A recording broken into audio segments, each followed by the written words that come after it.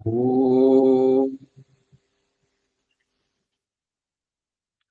సమాధి నిర్ధూతమలస్య చేతసో నివేశితస్య ఆత్మని యత్సుఖం భవేత్ న శక్యతే వర్ణయితుం గిరా తదా స్వయం తదంతఃకరణేన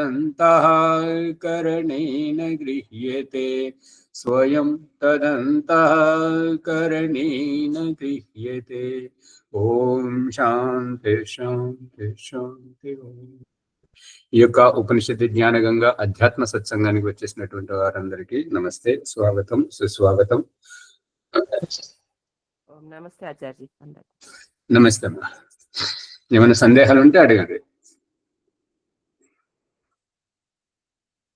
ఓం ఆచార్య, నిన్న నారదుడు శ్రీకృష్ణుని గురించి చెప్తామన్నారు. ఆ సందర్భం అది ఒకసారి జ్ఞాపకం చేయమన్నారు, చెప్పు. ఓం. అది కథ ఏంటంటే, నారదుడు శ్రీకృష్ణుడు కలిసి వెళ్తుంటే నారదుడికి సందేహం వచ్చింది. స్వామి, జీవన్ ముక్తి అంటే ఏంటి, ముక్తిని ఎప్పుడు పొందగలం అనేటువంటి నా సందేహానికి సమాధానం చెప్పండి అని అంటే, శ్రీకృష్ణుడు ఏమాలోచించాడంటే, ఈ నారదునికి కేవలము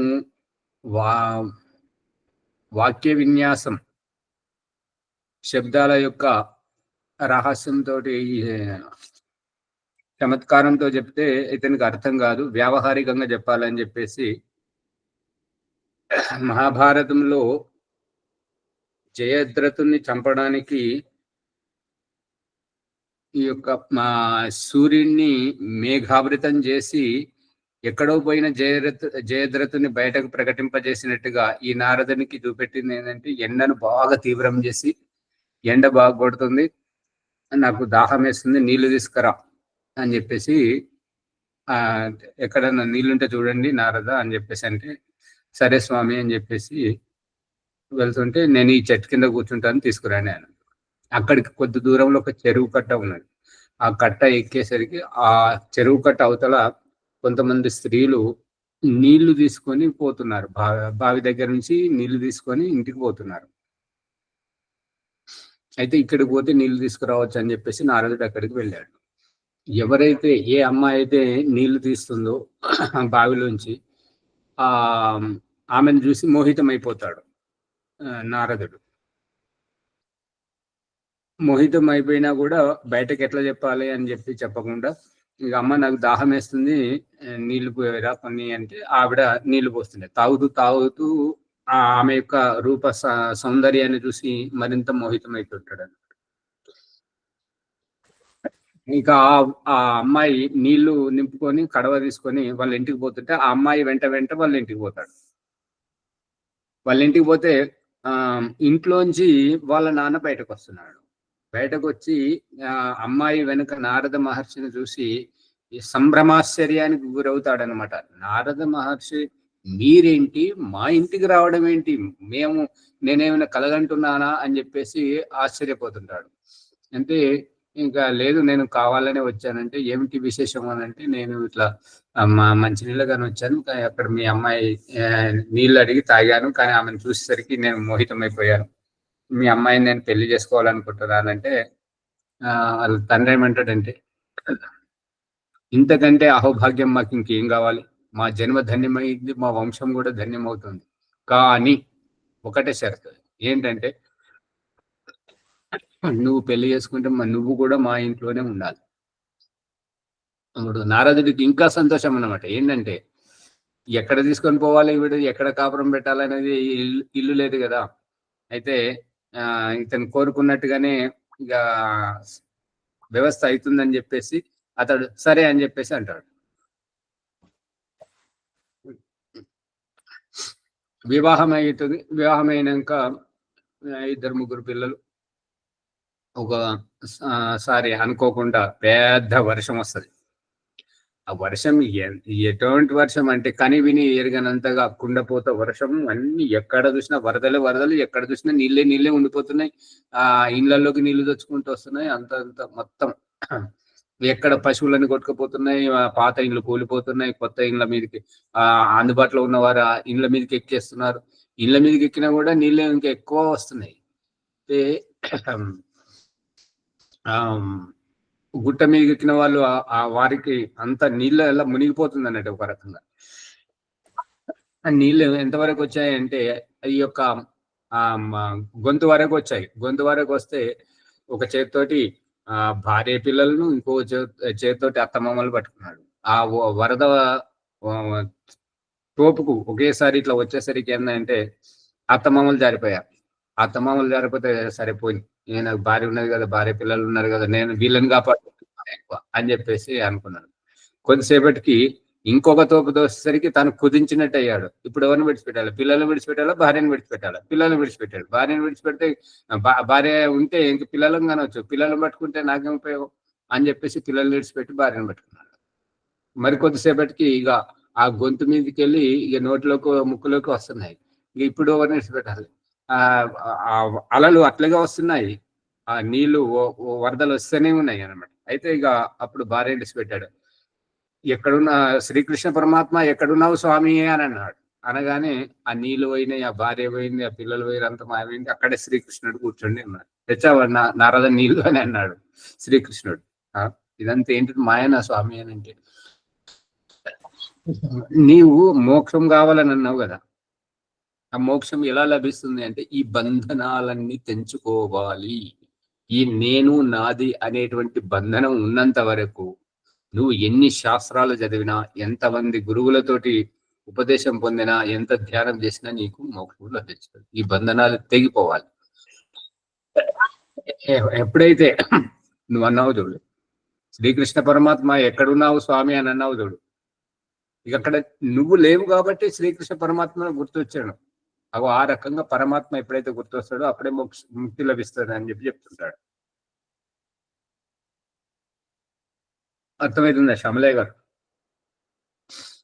అర్థమైంది స్వామి, అర్థమైంది.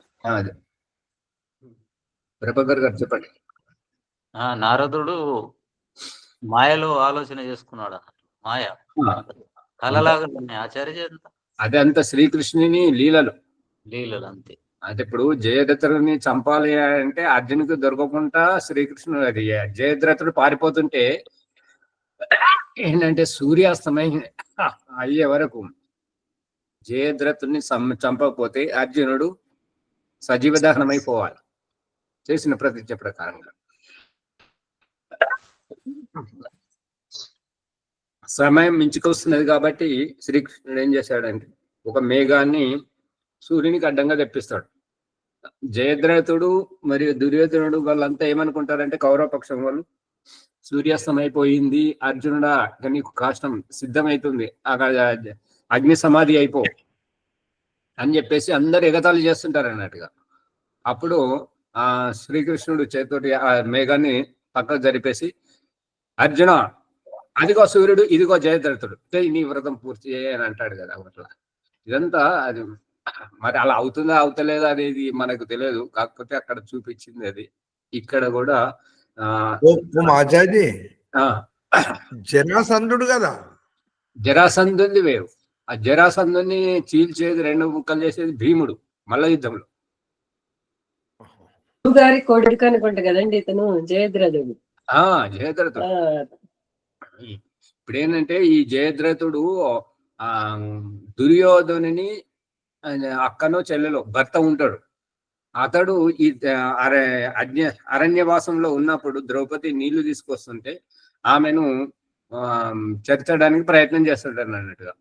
అప్పుడే ఇక భీముడు వస్తే గొడవ అవుతుంటది. అది అప్పటిది మనసులో పెట్టుకొని ఇప్పుడు దానికి ప్రతీకారం తెచ్చుకుంటారు అన్నట్లుగా. అదంతా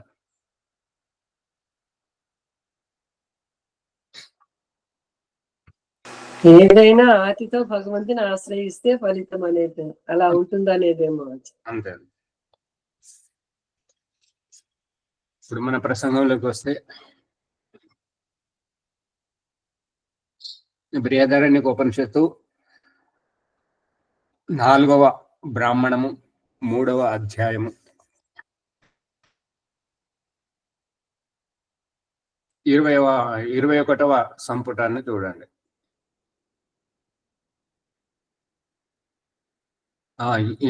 20 లోపల ఒకటి ఏంటంటే, అథ యత్ర ఏనం గ్రంథి వా జినంతి వా హస్తి వా విచ్ఛాయతి గర్తమేవ పతతి. ఇంకా ఏదైతే గ్రంథి హనహింసాయం ధాతుతోటి గ్నంతి శబ్దం తయారైంది, చంపినట్టుగా, జినంతి బ్రతికించినట్టుగా, అస్తి వా అస్తి ఉనికి, అస్తి విచ్ఛాయేతి విచ్ఛిన్నం చేస్తున్నట్టుగా, గర్తమేవ పతతి యొక్క గుంతలో పడ్డట్టుగా, ఈ రకంగా దాన్ని చెప్పడం జరుగుతుంది.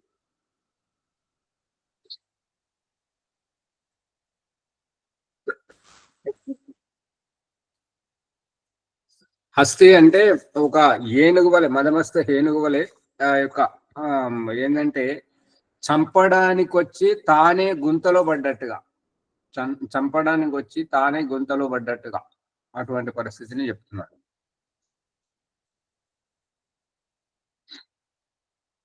ఏదేవా జాగ్రత్త భయం పశ్యతి, ఎప్పుడైతే జాగ్రత్త అవస్థలో భయం వేస్తూ పోతుంటుందో, అత్ర అవిద్యయా మన్యతే యథ.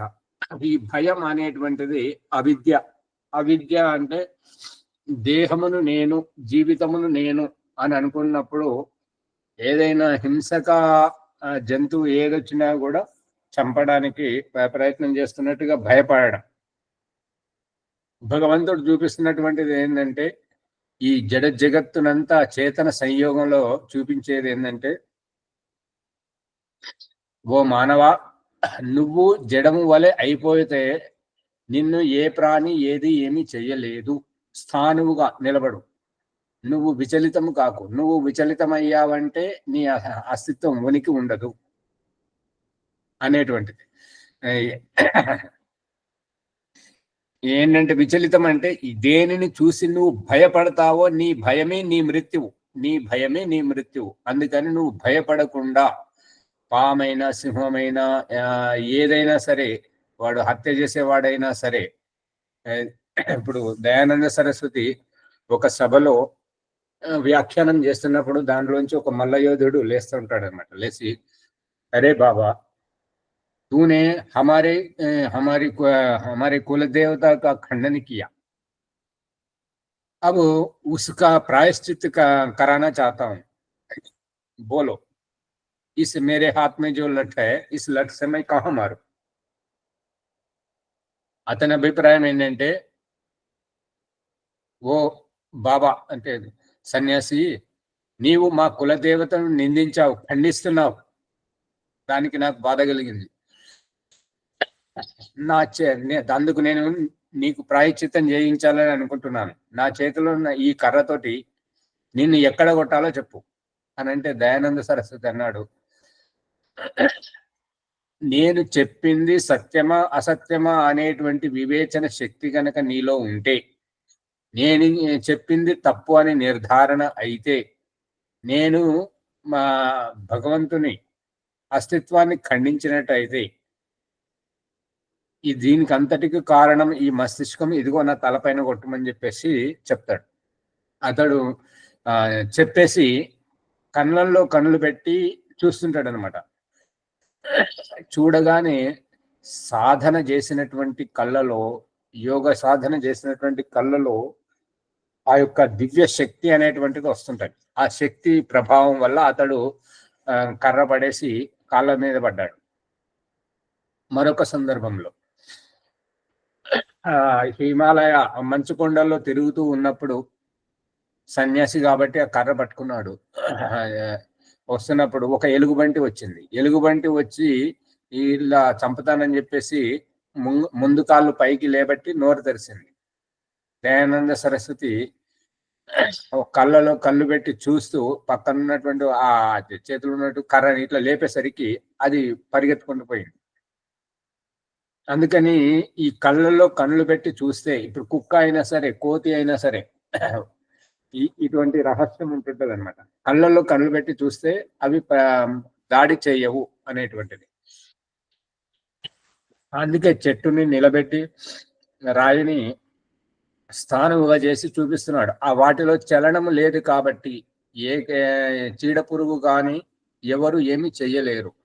అదే రూపకంగా ఈ యొక్క అంగుళీమాలను గౌతమ బుద్ధుడు కదిలించినటువంటిది. అంగుళీమాల ఏమన్నాడంటే, నిన్ను చంపుతానని చెప్పి గౌతమ బుద్ధుడు అంటే, ఆ చెట్టుకున్న ఆకు తీసుకురా అంటాడు. ఆకు తీసుకొస్తే తెచ్చావు కదా, ఎన్ని ఆకులు అంటే, ఓ 2 ఆకులు తీసుకురా అంటే 2 ఆకులు కొమ్మ తీసుకో అని చెప్పేసి గుడ్డలతోటి ఆ కొమ్మని నరుకుతాడు. కొమ్మని నరికితే, ఇదిగో చూడు 2,000 ఆకులు వచ్చినాయి తీసుకోవాలని అంటాడు. ఇంకొక పని చెయ్యి, అది చేసేసి ఇక నేను ఏం అడగను, నువ్వు నన్ను చంపే అంటాడు. ఏంటంటే, నువ్వు ఏ ఆకులనైతే చెట్టు నుండి చెప్పావో అక్కడ పెట్టేసాడు. అక్కడ పెట్టడం ఏంటి, తెంపడం. అతుకు పెట్టిరా చెట్టుకు, అతుకు పెట్టిరా.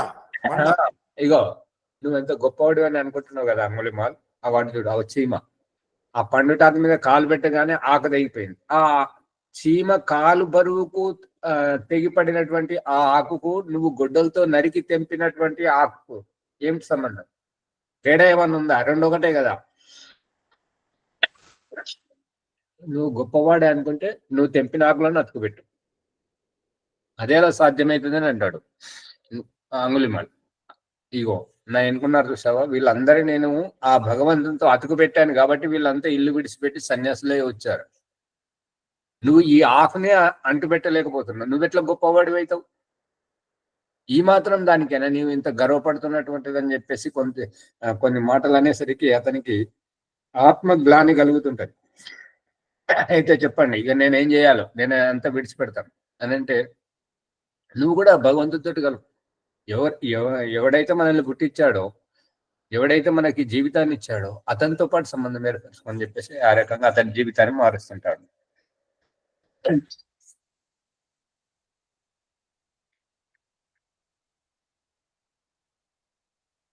దయానందుని జీవితంలోకి వస్తే, శివరాత్రి రోజు శివలింగం జాగరణ అందరు చేస్తుంటే శివరాత్రికి ఆ ఎలుకలు వచ్చి వీళ్ళు భక్తులు శ్రద్ధతో పెట్టినటువంటి ఆ పదార్థాలను ఎంగిలి చేస్తూ మలమూత్రాలు చేస్తూ పోతుంటే అతనికి అనుమానం వచ్చింది, ఆ కైలాసంలో ఉన్న శివుడు ఇతడేనా అని చెప్పేసి అనుమానం వచ్చి తను లేపితే తననేమంటాడు, అతడు నిజమైన శివుడు కాదు, ఇది కేవలం విగ్రహం మాత్రమే, అసలైన శివుడు కైలాసంలో ఉంటాడంటే నేను అసలైన శివుడిని తెలుసుకుంటాను, మృత్యువును జయిస్తా రహస్యాన్ని తెలుసుకుంటానని చెప్పేసి ఇంటి నుంచి బయలుదేరుతాడు. అట్లా మహాపురుషులకు ఎట్లా ఉంటాడు. ఈ భయము అనేటువంటిది ఎవరు అంటే దేహాన్ని పట్టుకున్నటువంటి వాడు. సన్యాస దీక్ష తీసుకొని ఇల్లు వదిలిపెట్టకుండా ఉండడం, వానప్రస్థం తీసుకొని ఇల్లు వదిలిపెట్టకుండా ఉండడం, ఈ ఆసక్తి అనేటువంటిది ఇప్పుడు భగవంతుడు చూపిస్తున్నటువంటిది ఏంటంటే, ధాన్యపు గింజలో ఉన్నటువంటిది మొలకెత్తితే దాని యొక్క స్వేచ్ఛా స్వాతంత్రం, చీకటిలో కమ్ముకున్న సూర్యుడు ఉదయిస్తే అతని స్వేచ్ఛ స్వాతంత్రంతో ఎంతో మందికి మేలు జరుగుతుంది. అదే రూపకంగా భూమిలో ఉన్నటువంటి నీరు ఊటలాగా పారుతూ ఉంటే అది ఎంతో మంది దాహాన్ని తీర్చి పంటలు పండించి అక్కడ అది ఆకలి తీరిస్తే ఎంతో మేలు జరుగుతుంది. ఆ రకంగా ఈ వానప్రస్థ సన్యాసములు ఏవైతే ఉంటాయో, ఈ మనం ఉన్న స్థానాన్ని వదలడం. అందుకే పారుతున్న నీరు శుభ్రంగా ఉంటుంటది, నిలబడ్డ నీరు కుళ్ళిపోతుంటది. ఇదే నదీ ప్రవాహం యొక్క సందేశం, ఇదే వర్ణాశ్రమ ధర్మం యొక్క సందేశం. అందుకని ఇక్కడ మన్యతే అథ యత్ర దేవా ఇవ రాజేవ అహం ఏవ ఇదం సర్వో అస్మితి మన్యతే సో అస్య పరమో లోకః. ధ్యానం చేపిస్తున్నప్పుడు ఏకాంతం, కళ్ళు మూయించడం అంటే కనబడే రూపాన్ని లెక్క చేయొద్దు అనేటువంటిది. గర్భంలో ఉన్నప్పుడు, అన్న రూపంలో ఉన్నప్పుడు, గర్భంలో ఉన్నప్పుడు, శుక్ర రూపంలో ఉన్నప్పుడు, ఈ అండంలో కూర్చున్నప్పుడు, గర్భంలోకి వెళుతున్నప్పుడు, పిండముగా ఎదుగుతున్నప్పుడు, శిశువుగా జన్మించినప్పుడు నేను అని లోపల ఉన్నటువంటిది, బయట ఉన్నటువంటి దానిని ఇది నా వస్త్రం అన్నట్టుగా వస్త్రాన్ని ఏ రకంగా అయితే చూపిస్తామో, నా ఇల్లు అని బయట 4 గోడలు ఎట్లయితే చూపిస్తుంటామో అదే రూపకంగా నా శరీరం, ఇదిగో నేను స్త్రీని, ఇదిగో నేను పురుషుని అని చూపిస్తూ గర్వించినటువంటి ఈ జీవితం ఎప్పుడైతే చరమ దశలోకి వస్తుంటుందో, ఈ వాహనం నుంచి వెళ్ళిపోవడం, ఈ దేహం నుంచి వెళ్ళిపోవడం, చనిపోవడం, చనిపోవడం, గమ్యం చేరిన యాత్రికుడు ఆటో నుంచి, బస్సు నుండి, కారు నుండి, రైలు నుండి, విమానం నుండి దిగి వస్తున్నట్టుగా ఈ మృతదేహం నుంచి ముందుకు వెళ్ళిపోవడం, ఆ వెళ్ళిపోయేటువంటి తత్వం. దుఃఖం ఎవరికి కలుగుతుంటది అని అంటే, ఎవరైతే పట్టుకుంటారో వారికి దుఃఖం ఉంటుంది, ఎవరైతే వదిలిపెడతారో వారికి దుఃఖం ఉంటుంది. సంరక్షణలో దుఃఖం ఉంటుందా, వదిలిపెట్టడంలో దుఃఖం ఉంటుందా? సంరక్షణలోనే దుఃఖం ఉంటుందండి, పట్టుకుంటాను. స్వర్గమును వదిలిపెట్టిన జీవాత్మను పంచమహాభూతాల్లోకి వస్తే, పంచమహాభూతాలను వదిలిపెట్టి ఆహార అన్నపానీయముల ద్వారా పురుషుని శరీరంలోకి వచ్చి శుక్ర రూపం దాల్చి, శుక్రాన్ని వదిలిపెట్టి పిండ రూపం దాల్చి, పిండ రూపాన్ని వదిలిపెట్టి గర్భం నుంచి బయటకు వచ్చి ఈ శిశువుగా ఎదిగి జీవితాంతం బ్రతికి మళ్ళీ చివరికి దేహాన్ని విడిచిపెట్టడంలోనే మన ఆత్మికోన్నతి, పట్టుకోవడంలోనే దుఃఖం. భగవంతుడు చూపిస్తున్నాడు ఏంటంటే, తుమ్మును ఆపి చూడు, దగ్గును ఆపి చూడు, సరానను ఆపి చూడు, వాయువును ఆపి చూడు, మలమూత్ర వేగాలను ఆపి చూడు, ఏమవుతుంది? ఓమాచారి సర్వసంగ పరిత్యాగి, అన్ని బంధాలు తెంచుకున్నాలి, అన్నిటిని విడిచిపెట్టాలి. అందుకే స్త్రీ జీవితాన్ని చూపిస్తున్నది ఏంటంటే, నారు పోసేది ఒక చోట, నాటేసేది ఇంకొక చోట. ఎవరు మాట్లాడతలేరు దేవుడా బ్రహ్మ. స్త్రీ జీవితం అదే కదా. అందుకని నిష్కల్మషంగా స్వేచ్ఛగా ఉండడము అనేటువంటిది. హాజీ బోలియే. గుండెను ఆపి చూడు, అప్పుడు ఎట్లుంటది పరిస్థితి? ఆపడం లోపల మునిగారు చెప్తున్నారు చూడండి, గట్టిగా తుమ్మేటప్పుడు గుండె ఆగుతుందా ఆగదా మరి ఆపి చూడండి అంటున్నారు. తుమ్మినప్పుడు ఆ క్షణాన గుండె ఆగుతుంది. అదే ఇప్పుడు మా సంఘటన ఇక్కడ ఏంటంటే, అత్యంత ప్రేమగా వచ్చినటువంటి ఓ భక్తురాలికి ఒక మరి వారి గురువు గారు నువ్వుగా నీతో మాట్లాడని వద్దు పొమ్మని అంటే, శ్యామలయ్య గారు జరిగిన పరిస్థితి అదే. ప్రత్యక్షంగా హార్ట్ అటాక్ రావడమే కాకుండా హార్ట్ అటాక్ లో ఫిట్స్ కూడా వచ్చాయి. ఫిట్స్ కూడా వచ్చాయి. 3 రోజుల నుంచి ఐసీయూలో ఉన్నది. ఇంకా ఇవాళ బయటకు వస్తారంట. పరిస్థితి అది. ఆగడము అది ఎందుకు అట్లా అవుతుంది అని అంటే, వారి మనోభావం అంటే ఎంతో భక్తి శ్రద్ధతో వచ్చినప్పుడు కాదని తన భక్తిని ఏవగించినప్పుడు అక్షోభ తట్టుకోలేకపోయింది అంతే. ఎక్కువగా నమ్మడము, ఎక్కువగా దేవుడు అన్నట్లు దేవుడి కంటే నమ్మినప్పుడు ఆ దేవుడే నాకు శాపం ఇచ్చిండని అప్పుడప్పుడే ఆమె మనసులో వచ్చేసింది. అది ఏమైనా కానీ వారిది కాకుండా మనకు చర్చ చేసుకున్నాం.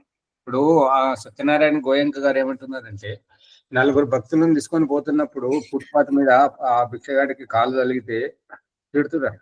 ఏ గుడ్డోడు ఆ కళ్ళు కనబడతలేవన్న అందరూ. గురువుగారిని మా గురువుగారిని తిడుతున్నా, గురువుగారిని తిట్టొద్దు అంటాడు. సత్యనారాయణ గోయంక గారు ఏమంటారంటే, అరే కాలు నాది తగిలింది కాబట్టి నన్ను తిట్టాడు, నన్ను తిట్టావు కానీ అందరి ముంగట ఎందుకు తిట్టావు? ఒంటరిగా తిట్టొచ్చు కదండి. ఒంటరిగా తిడుతుంది, అందరి ముందు తిడుతుంది.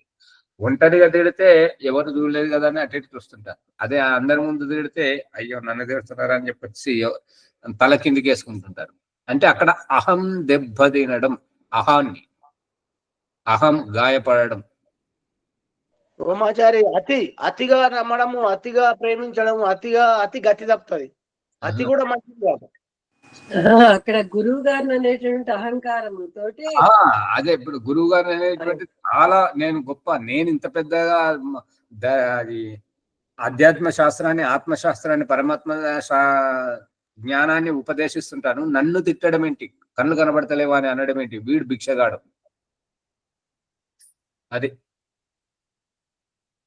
మళ్ళీ వినేవాళ్ళు భక్తులు వాళ్ళు నమ్ముకుంటారన్నమాట ముసిముసిగా, ఆ గురువు గారిని ఇంత మాట అనేస్తారు. అత్యంత నమ్ముకున్నటువంటి వాళ్ళు కోపానికి వస్తారు, వాడు మూర్ఖుడు, వాడు వాడిని తంతం అని ఇది చేస్తాం అది చేస్తాం అని చెప్పేసి అంటారు.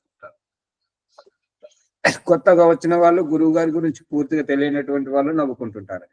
అది అంటే ఇక్కడ ఏ రూపకంగా చూసినా అహం మీదనే దాడి. ఈ తిట్టడము అనేటువంటిది, అవమానపరచడం అనేటువంటిది అహంకారం మీదనే దాడి.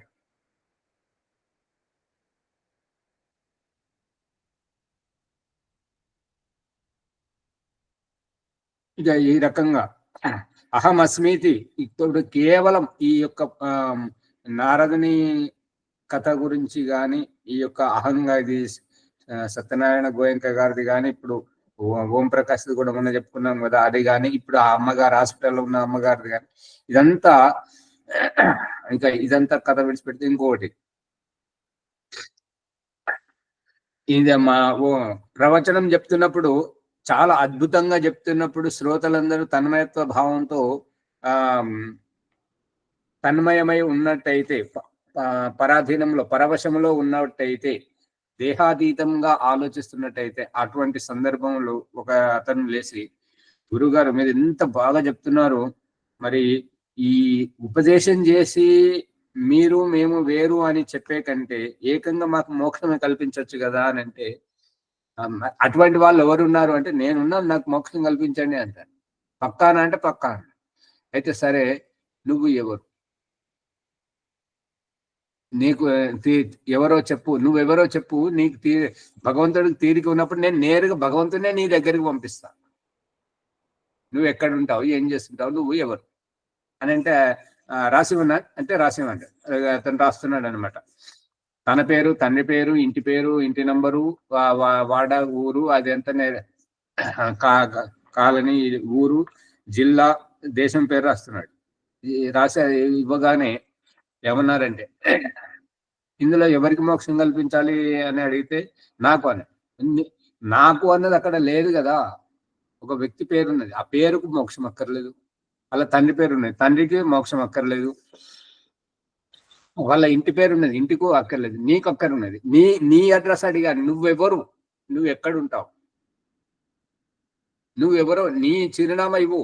నువ్వు నా మట్టి గోడలు, 4 గోడల యొక్క చిరునామా ఇస్తున్నావు, మీ ఊరిది ఇస్తున్నావు, మీ కాలనీ ఇస్తున్నావు, అదే ఇస్తున్నావు, కానీ నీ చిరునామా నువ్వు ఇవ్వట్లేదు. నువ్వెవరో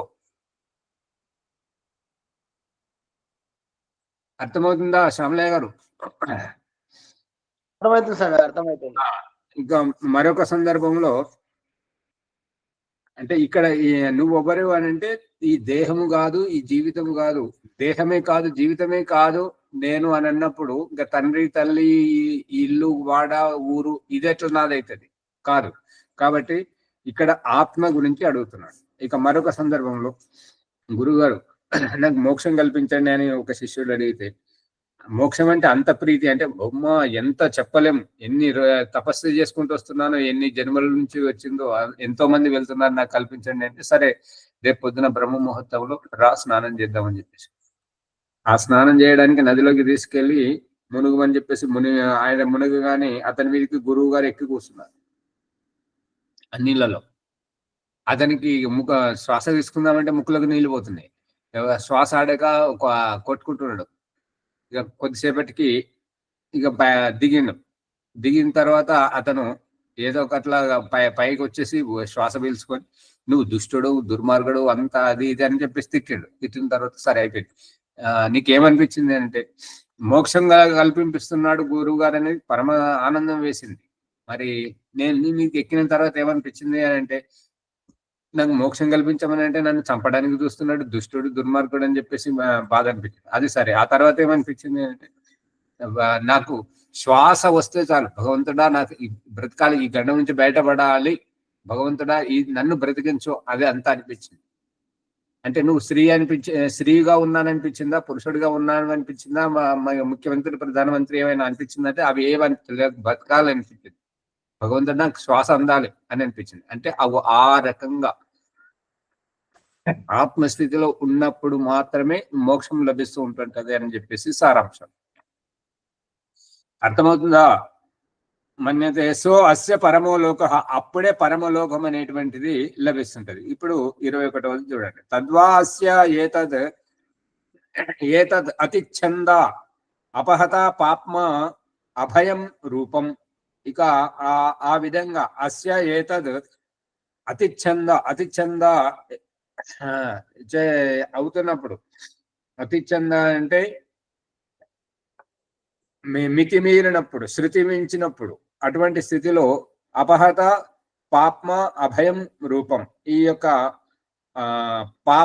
ఈ పాపం అనేటువంటిది అపహత తొలగిపోయినప్పుడు అభయం రూపం, అభయ రూపం, ధైర్యమైనటువంటిది.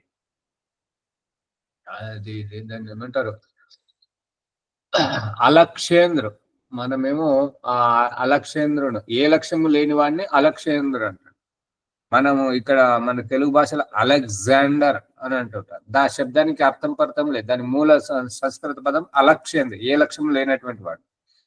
భారతదేశం మీద ఆక్రమణ చేసి తిరిగి వెళ్ళిపోతున్నప్పుడు ఇక్కడ మొత్తం ప్రపంచ యాత్ర గురించి బయలుదేరినప్పుడు అతని గురువు ఏమన్నాడంటే, నువ్వు భారతదేశం కనుక వెళితే అక్కడి నుంచి ఒక సాధువును పట్టుకరా, సిద్ధయోగిని పట్టుకరా అని చెప్పేసి అంటుంటాడు అనమాట. ఇక భారతదేశం నుండి తిరిగిపోతున్నప్పుడు ఆ యొక్క డానియల్ అని చెప్పేసి ఒక యోగి ఉంటాడు. ఇక అతను ఏంటంటే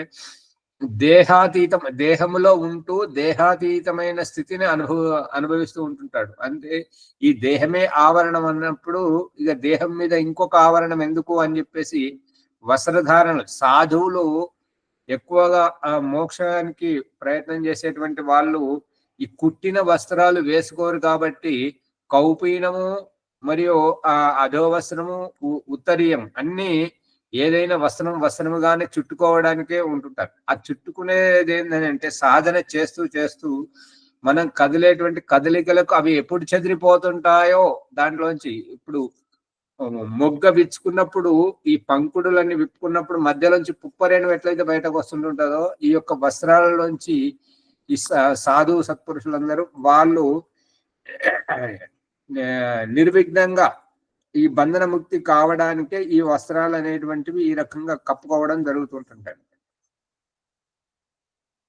ఇక అటువంటి సందర్భంలో ఆ డానియల్ దగ్గరికి అలక్ష్యేంద్రుడు సైనికుడు పంపిస్తున్నాడు, తీసుకురాపో పలానా అంటే అతని దగ్గరికి వస్తే అతను ఏమంటాడంటే, నేను ఎందుకు రావాలంటాడు. అంటే నువ్వు మా రాజు దగ్గరికి వస్తే నీకు ఎంత డబ్బు కావాలన్నా, ఏ సుఖ సంతోషాలు కావాలన్నా అన్ని లభిస్తాయి అంటే అవేవి నాకు అక్కర్లేదు, అవన్నీ నాకు తీరిపోయాయి, నాకు ఇప్పుడు ఏ ఆశ లేదు, ఏ కోరిక లేదు, పొమ్మంటాడు. ఒక విశ్వ విజేత యొక్క మాటను తిరస్కరిస్తున్నావు, దీని పరిణామం చాలా ఘోరంగా ఉంటది అని అంటే ఏముంటది అని అంటే అది నేను చెప్పలేదు, ఎందుకంటే నేను సైనికుని కదా అని చెప్పేసి అతడు తిరిగిపోయి అలక్ష్యేంద్రుడికి చెప్పగానే అలక్ష్యేంద్రుడు వస్తాడనమాట. వస్తే అతను అంటాడు, నిలబడ్డ తర్వాత ఇప్పుడు అతడు ఈ యొక్క డానియేలు యొక్క ముందు నిలబడితే ఆ సూర్యుని యొక్క వెలుతురు తన మీద పడట్లేదు అనమాట. పడకపోతే అప్పుడు అన్నాడు, ఏం కావాలి నీకు అని అంటే, నువ్వు నాతో పాటు రా అంటాడు. నేను రాను అంటాడు. ఎందుకు రావు అని అంటాడు. ఏదైనా స్వార్థం ఉంటే రావాల్సి వస్తుంటది, నాకు అటువంటి స్వార్థం ఏమీ లేదు, నాకు కోరికలు లేవు, అలాంటప్పుడు నేను ఎందుకు రావాలంటే, నిన్ను ప్రలోభ పెట్టదలుచుకోలేదు, కాకపోతే ఏంటంటే నీతోటి విద్య నేర్చుకోవాలి, ఇక్కడ నువ్వు ఏ రకంగానైతే ఉంటున్నావో ఇంతకంటే ఉత్తమమైనటువంటిదే వ్యవస్థ మీకు అక్కడ ఉంటుంటది, మీకు ఎటువంటి ఇబ్బంది కలిగించము అని అంటే. ఉత్తమం అనేటువంటిది కోరిక ఉంటే కదా ఉత్తమం. నాకు అటువంటి ఏ కోరిక లేదు అని అంటే, నువ్వు నన్ను చాలా హట్ చేస్తున్నావు, ఇబ్బంది పెడుతున్నావు, నేను చంపేస్తానంటాడు. చంపుతావా? చంపు, నన్ను నువ్వు తాకను కూడా తాకలేవు అంటాడు. అదే ఎట్లా తాకలేదు, నా దగ్గర కత్తి ఉన్నది, ఎంతో మందిని చంపుకుంటే ఇన్ని దేశాలు జయించుకుంటూ వచ్చానంటే, నువ్వు నన్ను తాకే కంటే ముందు నేనే నా దేహం నుండి వేరైపోతా, నేను దేహంలో నిమిత్త మాత్రంగానే ఉన్నాను. నువ్వు నన్ను స్పృశించను కూడా స్పృశించలేవు. నువ్వు నా దేహం వరకే రాగలవు, నువ్వు నా దేహాన్ని ఖండించగలవు, అంతేగాని నా వరకు నువ్వు రాలేవు. నన్ను నీ శస్త్రము తాకను కూడా తాకలేదు అని అంటాడు. అందుగురించి అలాగా అని చెప్పేసి అతను ప్రహారం చేయబోతుంటే ఈ యొక్క దేహం నుంచి దేహి బయటకు వస్తుంటది. వచ్చినటువంటి అతను తీయగానే ఈ దేహం పడిపోతుంటది, శస్త్రం దేహాన్నే ఛేదిస్తుంటుంటది. అప్పుడు ఆ యొక్క దృశ్యాన్ని చూసిన తర్వాత ఆ సంయోగం ఏంటంటే, ఇక ఇక్కడ లభించలేదు కాబట్టి ఆ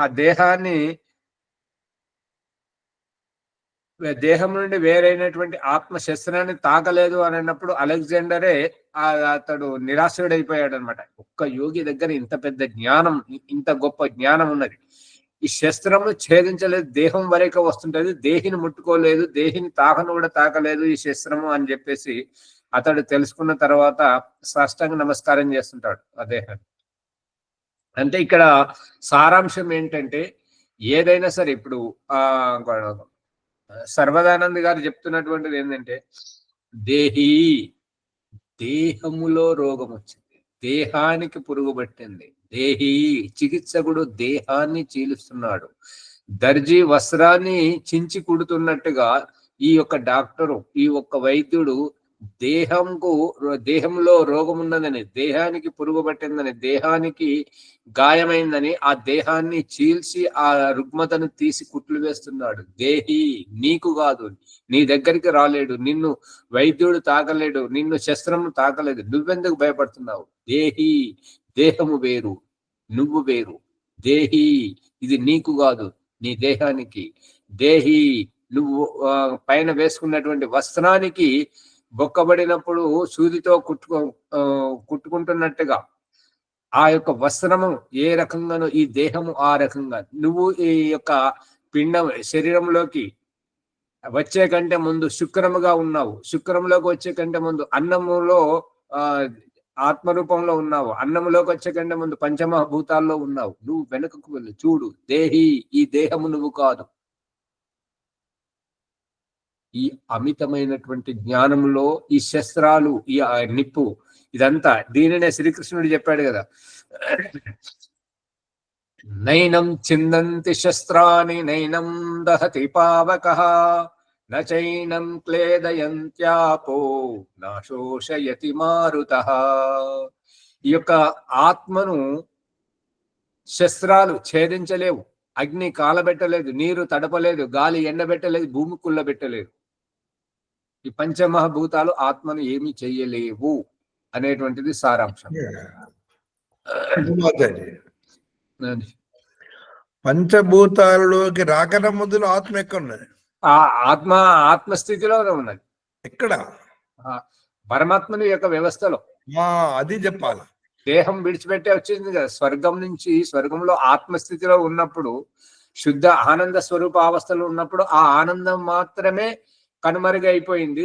దుఃఖంగా, బాధగా, ఏదో సాధించాలని, పునర్జన్మనెత్తాలని, ఒక తల్లిదండ్రుల సంయోగంలో పుట్టాలని, ఒక సహోదరులతో కలిసి జీవించాలని ఎన్నో కోరికలతోటి ఆశామయంగా ఉన్నది కాబట్టి భగవంతుడు ఈ వ్యవస్థ చేశాడు. ఇదంతా అగ్నిహోత్రం సాయంకాలీన ఆహుతి, 3వ ఆహుతి మౌనంగా ఉన్నది కదా, దాంట్లో ఉన్నది ఇదంతా రహస్యం అంతా. ఇప్పుడు ఈ యొక్క స్వర్గం నుండి వచ్చినటువంటిది పంచమహాభూతాల సంయోగానికి వచ్చే కంటే ముందు దీని రహస్యం అంతా అక్కడ ఉన్నది. ఆ మౌనంగా ఉన్నదానికి ఎవరు వ్యాఖ్యానం చేయరు, ఎవరు చెప్పరు. అది దానిని రహస్యం విప్పినప్పుడు తెలుస్తుంది. దయానంద సరస్వతి దాని రహస్యం సత్యాత్మ ప్రకాశం 4వ సంలాసం దాంట్లో రాశాడు. మరియు సంస్కార విధి, గర్భధాన సంస్కారంలో, వివాహ సంస్కారంలో దీని యొక్క ప్రత్యేకమైనటువంటి ఉల్లేఖనం ఉంది. ఇప్పుడు సంస్కార విధిలో వస్తున్నాయి. ఇప్పుడు యోగ దర్శనం అయిపోయింది, ఇక సంస్కార విధి కార్యక్రమం వస్తుంటాయి. దాంట్లో ఇదంతా విషయాలన్నీ వస్తున్నాయి. అగ్నిహోత్రం అంతర్రహస్యానికి దిగినప్పుడు ఇవన్నీ తెలుస్తుంటాయి. సమయం ఏమో పరిగెడుతుంది. మనం ఒక పాటను పాడండి. పాటలు పాడతలేరు కదా అప్పుడు. వాడుతున్నా స్వామి. పాడండి. ఓం నర నారీ మనులందరూను. ఆగు స్వామి, శ్యామలయ్య గారు. భక్తి పాట ఇదంతా వాళ్ళను ప్రేరేపించడానికి, ఇది సామూహిక జన సమూహంలో పాడేది, అది కాదు. భక్తి పూర్వకం భగవంతుడు ఆత్మ పరమాత్మనే ఉండాలి, ఇంకా అక్కడ ఏది ఉండదు. ఏమని పిలుతును నిన్ను వాడతాం సార్. పాడండి. ఏమని పిలుతును నిన్ను, నేమని పిలుతును నిన్ను, స్వామి అందునా సకుడాయందునా, ప్రేమకు నిలవగు ప్రియుడాయందునా, తల్లి అందునా తండ్రి అందునా, ఎల్లర బ్రోచడో ఈశ్వరయందునా, ఏమని పిలుతును నిన్నో, నేమని పిలుతును నిన్ను, దివ్య సౌఖ్యమిడు దివ్య సౌఖ్యమిడు దేవాయందునా, అవ్యయుడగు పరమాత్మాయందునా, ఏమని పిలుతును నిన్ను, నేమని పిలుతును నిన్ను, భవరోగా వైద్యాయందునా, భవరోగా వైద్యాయందునా, వివిధ జగద్గణ వేద్యాయందునా, ఏమని పిలుతును నిన్ను,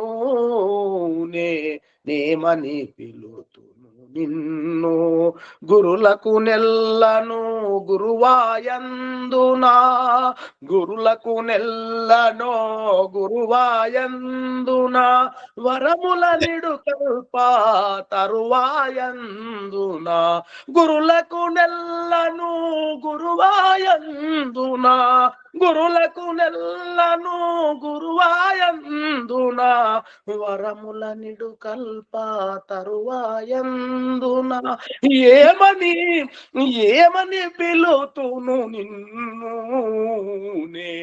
నేమని పిలుతును నిన్ను, ఎంతయు భక్తుల హృదయ రంగముల, ఎంతయు భక్తుల హృదయ రంగముల, వింతగా వెలిగేడు వెలుగాయందునా, ఎంతయు భక్తుల హృదయ రంగముల, వింతగా వెలుగేడు వెలుగాయందునా, ఏమని పిలుతును నిన్ను, నేమని పిలుతును నిన్ను, స్వామి అందునా సకుడాయందునా, ప్రేమకు నిలవగు ప్రియుడాయందునా, ఏమని పిలుతును నిన్ను.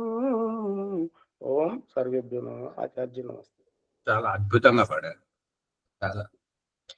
ఇది ఒక సూచన ఏంటంటే, కార్యక్రమం దగ్గర ఉంది, కార్యకర్తలు లేరు, మరి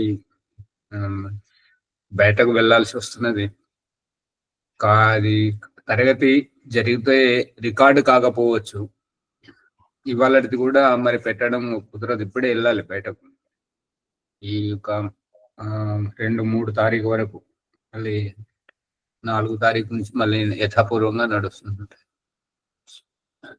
మరి జరుపుకుందాం సత్సంగం అంటే రికార్డు మాత్రం కాదు, విషయాలు వినొచ్చు. మరి అందుకని పూర్తిగా అయితే రికార్డ్ అయ్యేది మాత్రం 3 తారీఖు తర్వాతనే. ఇవాళ సంజయ్ చేయించండి. ప్రభాకర్ గారు. ఓం ఆచార్య.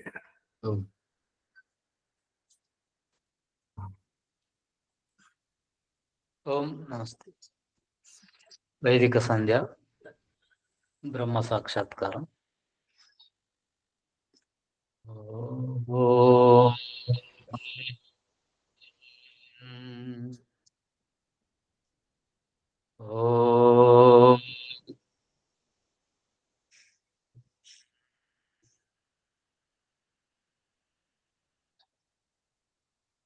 ఓం ఓం అమృతోపస్తరణమతే స్వాహ. ఓం అమృతాభిదానమసి స్వాహ. ఓం సత్యం యశః శ్రీర్మై శ్రీ శ్రేతాం స్వాహ. ఓం శన్నో దేవీరభీష్టయ ఆపో భవంతు పీతయే శమ్యోరభిస్రవంతు నః. ఓం వాక్ వాక్. ఓం ప్రాణః ప్రాణః. ఓం చక్షుః చక్షుః. ఓం శ్రోత్రం శ్రోత్రం. ఓం నాభిః. ఓం హృదయం. ఓం కంఠః. ఓం శిరః. ఓం బాహుభ్యాం యశోబలం. ఓం కరతలాకరపృష్ఠే. ఓం భూ పునాతు శిరసి. ఓం భువః పునాతు నేత్రయోః. ఓం స్వః పునాతు కంఠే. ఓం మహః పునాతు హృదయే. ఓం జనః పునాతు నాభ్యాం. ఓం తపః పునాతు పాదయోః. ఓం సత్యం పునాతు పునః శిరసి. ఓం ఖం బ్రహ్మ పునాతు సర్వత్రా. ఓం భూ. ఓం భువః. ఓం స్వః. ఓం మహా. ఓం జనః. ఓం తపః. ఓం సత్యం. ఓం ఘృతం చ సత్యం చ విద్ధా తపసోऽధ్యజాయత తతో రాత్ర్యజాయత తతో సముద్రాదర్ణవాదవి సంవత్సరో అజాయత అహోరాత్రాణి విదధాతి స్వస్య మిషతో వశి. సూర్యాచంద్రమసౌ ధాతా యథా పూర్వమకల్పయత్ దివం చ పృథివీ చ అంతరిక్షమతో స్వః. ఓం శన్నో దేవీరభీష్టయ ఆపో భవంతు పీతయే సంయోరభిశ్రవంతు నః. ఓం ప్రాచేదిరధిపతిరసితో రక్షితాదిత్యాయిషవః. తేభ్యో నమో అధిపతిభ్యో నమో రక్షితృభ్యో నమో ఈశుభ్యో నమయేభ్యోऽస్తు. యోస్మాన్ ద్వేష్టియం వయం దిస్మస్తం భోజం వేదద్మః. దక్షిణాదీంద్రోధిపతిస్థిరచ్చిరాజిరక్షితా పితరైషవః. తేభ్యో నమో అధిపతిభ్యో నమో రక్షితృభ్యో నమో ఈశుభ్యో నమయేభ్యోऽస్తు. యోస్మాన్ ద్వేష్టియం వయం దిస్మస్తం భోజం వేదద్మః. ప్రతీచేదిగ్వరుణోధిపతిః పృథాకో రక్షితాన్నమిషవः. తేభ్యో నమో అధిపతిభ్యో నమో రక్షితృభ్యో నమో ఈశుభ్యో నమయేభ్యోऽస్తు. యోస్మాన్ ద్వేష్టియం వయం దిస్మస్తం భోజం వేదద్మః. ఉదీచేదిక్సోమోధిపతిः స్వజో రక్షితా శనిరిషవः. తేభ్యో నమో అధిపతిభ్యో నమో రక్షితృభ్యో నమో ఈశుభ్యో నమయేభ్యోऽస్తు. యోస్మాన్ ద్వేష్టియం వయం దిస్మస్తం భోజం వేదద్మః. ధ్రువాదిగ్విష్ణురధిపతిः కల్మాషగ్రీవో రక్షితా వీరుदैषवः. తేభ్యో నమో అధిపతిభ్యో నమో రక్షితృభ్యో నమో ఈశుభ్యో నమయేభ్యోऽస్తు. యోస్మాన్ ద్వేష్టియం వయం దిస్మస్తం భోజం వేదద్మః. ఊర్ధ్వాదిగ్బృహస్పతిరధిపతిः శిత్రో రక్షితా వర్షమిషవः. తేభ్యో నమో అధిపతిభ్యో నమో రక్షితృభ్యో నమో ఈశుభ్యో నమయేభ్యోऽస్తు. యోస్మాన్ ద్వేష్టియం వయం దిస్మస్తం భోజం వేదద్మః. జాతవేదసే సునవామసో మమరాతీయతో నిదహాతి వేదః. సనః పర్షతతి దుర్గాని విశ్వానావేవ సింధుం దురితాత్యగ్నిః. చిత్రం దేవానాముదగాదనీకం చక్షుర్మిత్రస్య వరుణస్యాగ్నేః. ఆప్రాధ్యవా పృథివీ అంతరిక్షం సూర్యాత్మా జగతస్తస్తు షచ్చ. ఉదిత్యం జాతవేదసం దేవం వహంతి కేతవః దృశే విశ్వాయ సూర్యం. ఉద్వయం తమసస్పరిశ్వః పశ్యంత ఉత్తరం. దేవం దేవత్రా సూర్యమఘన్మజ్యోతిరుత్తమం. तच्चक्षुर्देवहितं पुरस्तात् शुक्रमुच्चरत् पश्येम शरदशतं जीवेम शरदशतं शृणयाम शरदशतं प्रब्रवाम शरदशतम् अधीनास्याम शरदशतं भूयश्च शरदशतात् शन्नो देवीरभिष्टया आपो भवन्तु पीतये शंयोरभिस्रवन्तु नः ॐ भूर्भुवः स्वः तत्सवितुर्वरेण्यं भर्गो देवस्य धीमहि धियो यो नः प्रचोदयात्। हे ईश्वरा दयानिधे भवत्कृपया अनेन जपोपासनादिकर्मणा धर्मार्थकाममोक्षाणां सद्यः सिद्धिर्भवेन्नः। ॐ नमः शम्भवाय च मयो भवाय च नमः शङ्कराय च मयस्कराय च नमः शिवाय च शिवतराय च। ॐ शन्नो देवीरभीष्टया आपो भवन्तु पीतये शंयोरभिस्रवन्तु नः। इति वैदिकसन्ध्या प्रकरणं समाप्तम्। ओम सर्वेभ्यो नमस्ते। आचार्य जी नमस्ते। ప్రభాకర్ గారికి ధన్యవాదాలు. అత శాంతి పాఠం. ఓం దేవః శాంతి అంతరిక్షం శాంతి పృథివీ శాంతి ఆపః శాంతి ఓషధయః శాంతి వనస్పతయః శాంతి విశ్వే దేవాః శాంతి బ్రహ్మ శాంతి సర్వం శాంతి శాంతిరేవ శాంతి సామ శాంతిరేధి. ఓం శాంతి శాంతి శాంతి. ఓం నమస్తే ఆచార్య. సర్వేభ్యో నమో నమః. అందరు ఈ వీడియోని లైక్ చేసి షేర్ చేయండి, సబ్స్క్రైబ్ చేసుకోండి. ధన్యవాదాలు. నమస్తే ఆచార్య. సర్వేభ్యో నమః. నమస్తే ఆచార్య. సర్వేభ్యో నమో నమః. ఓం నమస్తే నమస్తే. ఆచార్య. సర్వేభ్యో నమో నమః. అందరికీ నమస్కారం. నమస్తే. ఓం నమః. ఓం ఆచార్య నమస్తే. సర్వేభ్యో నమో నమః.